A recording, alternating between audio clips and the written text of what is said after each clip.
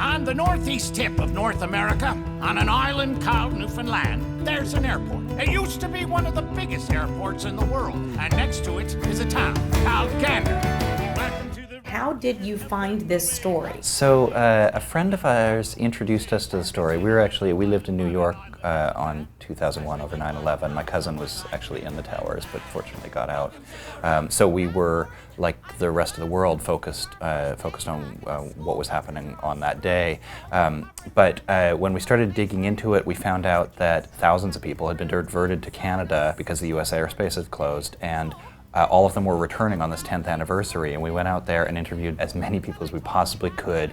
And what we found is this incredible true story about this tiny little town welcoming the world, welcoming thousands of people when their population doubled and giving them everything they possibly could. It's this amazing story about people just giving kindness in response to tragedy. We talk about it more like a 9/12 story, and it's people's response to a tragedy, and it's a wonderful example of how, like in our darkest moments, we can pull together. We did this amazing 3-hour tour of the airport, and the president of the airport, we were walking along the tarmac, everything, and at the end of it, he's like, "Now, what are you doing? You're doing a musical about people making sandwiches?" And we were like, "Yeah," and he's like, "Yeah, good luck with that." And what we found is this universal story that resonates with so many people, because on that day, we were all in the same boat. We all wanted to help. We all needed to come together as a community. That was our experience in New York, and I think it was people's experience around the world. Have they seen the show? Yeah.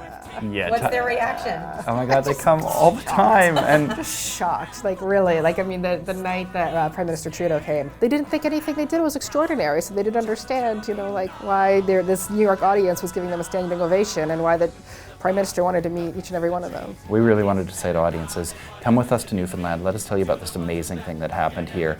And I think because of that, because even though it's really grounded in what happened on those days, it becomes this response that we could give to any tragedy. And unfortunately, it's more and more relevant these days. So every time something bad happens, it reminds you that you can respond with kindness, and that you don't even have to wait for a tragedy to happen. You can respond with kindness to strangers every day. It can become a practice that you do.